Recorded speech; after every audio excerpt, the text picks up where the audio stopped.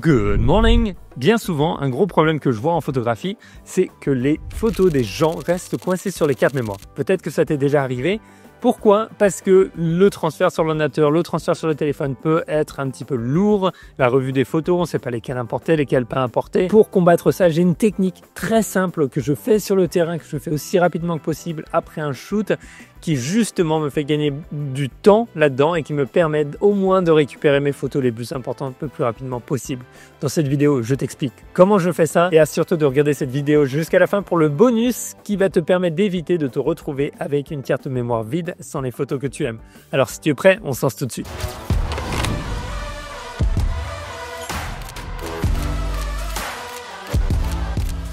Allez hop, je suis en voyage en Thaïlande et je me suis dit qu'il fallait absolument que je t'en parle. Peut-être que je t'en ai même parlé mais perdu au milieu d'une autre vidéo. Alors quand je prends des photos, quand je suis en shoot sur le terrain, une chose importante pour moi, ça va être de les faire passer aussi rapidement que possible sur mon téléphone ou sur mon ordinateur afin de les retoucher, de les partager et d'en profiter vraiment. Et peut-être même de les imprimer si j'en ai envie. Le problème, c'est que quand j'ai toutes mes photos qui sont là, que je suis sur le terrain, j'ai pas trop envie de passer des heures à aller sur mon ordinateur. J'ai d'autres choses à faire. Je peux être en taxi, je peux être en avion, ou alors tu as des enfants, je suis en train de m'occuper de mes enfants. Bref, il y a plein de choses possibles et imaginables. Du coup, pour contrer le problème, j'ai commencé, il y a quelques années, à faire une revue automatique de mes photos après chaque shoot, en fin de journée, en milieu de journée, que je sois dans un taxi, que je sois en train d'attendre à l'aéroport, ou littéralement que je sois en train d'attendre ma nourriture. Je viens et je revois toutes mes photos de la journée sur mon appareil photo et je fais quelque chose d'important. Je les note et les noter va me permettre de gagner du temps lors de l'import et peut-être même de complètement oublier cette phase d'importation.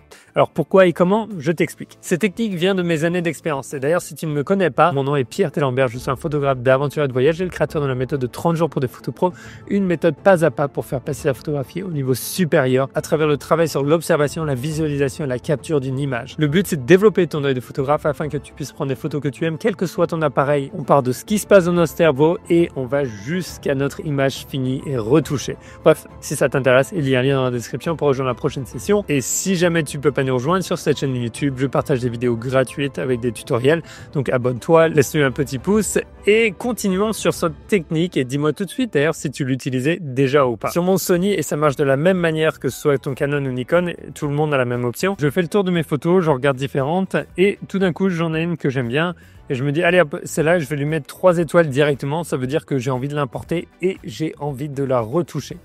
Maintenant que j'ai 3 étoiles, je peux continuer à regarder les autres photos. Et là, si tu regardes bien, j'ai plus besoin d'appuyer sur le bouton fonction parce qu'en fait, il y a une petite technique, c'est de venir rajouter des réglages de touches personnalisées. Tu le fais ici et au-dessus, pour moi, le bouton C1, j'ai mis une notation pour le bouton numéro 2. Mon bouton C2, c'est ajouter une notation. Donc quand je regarde une image, je peux faire défiler 2, 3, 4, 5. Et quand je suis dans un environnement très lumineux, je peux faire tout ça en regardant dans mon petit œillet. Et je trouve que l'image est encore plus belle à regarder comme ça pour moi. Une fois que j'ai fait ça, je peux aller sur aussi une petite condition de filtre et je mets toutes les photos qui ont une note au-dessus, par exemple de 2, 3, 4 ou 5 étoiles. Maintenant, je vais dire envoyer et je peux faire cette image ou alors toutes les images filtrées si je veux.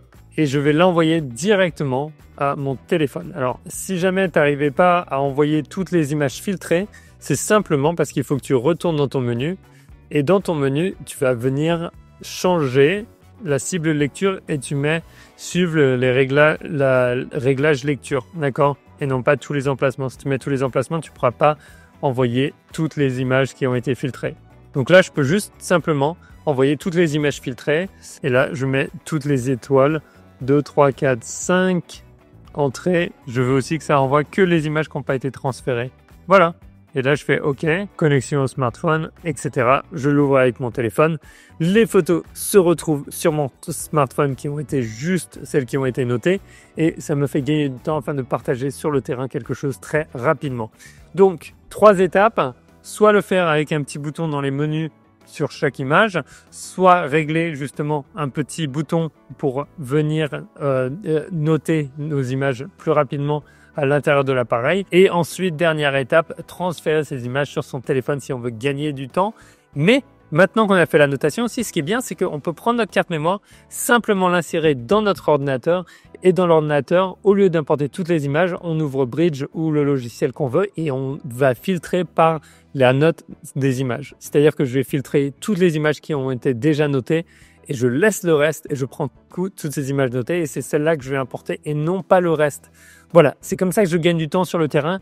Vraiment, quand je suis en gros voyage, j'ai des milliers de photos, et je le fais au fur et à mesure sur le terrain. Et si je le fais en milieu de journée et en fin de journée, je gagne énormément de temps. Pareil, si tu as un mariage et que tu veux envoyer des photos le jour même avec tes mariés, c'est comme ça que tu peux aussi le faire. Franchement, tes clients vont être super heureux et c'est quelque chose qui fait gagner beaucoup de temps. Maintenant, je t'ai parlé d'un petit bonus. Le bonus, c'est simplement que parfois, on se retrouve à effacer les photos qu'il ne faut pas. Et oui, ça arrive aux meilleurs d'entre nous.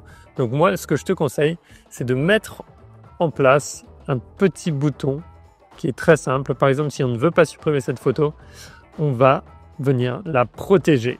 Voilà, voulez-vous protéger cette image? Oui. Qu'est-ce que ça veut dire? Ça veut dire que quand tu vas vouloir formater, quand tu vas vouloir effacer des images ou toutes les images avec une certaine date, il va dire « Hey, il y a une image qui est protégée, est-ce que tu es sûr de vouloir le faire ?» Ça marche surtout dans l'appareil. Après, si tu mets ça sur l'ordi, ça va être différent. Mais dans l'appareil, tu vas avoir cette image qui est protégée. Donc, tu ne vas pas faire d'erreur et de manière inintentionnelle, venir tout effacer. Donc voilà, j'espère que ça t'aide. Et maintenant, si tu veux aller un petit peu plus loin sur le terrain en photographie, regarde cette vidéo. Et si tu veux approfondir ta technique, regarde celle-là. Maintenant, je te souhaite une très belle journée. Ça, on va prendre des photos et c'est quelque chose de nouveau. Essaye de quelque chose de différent. Ciao.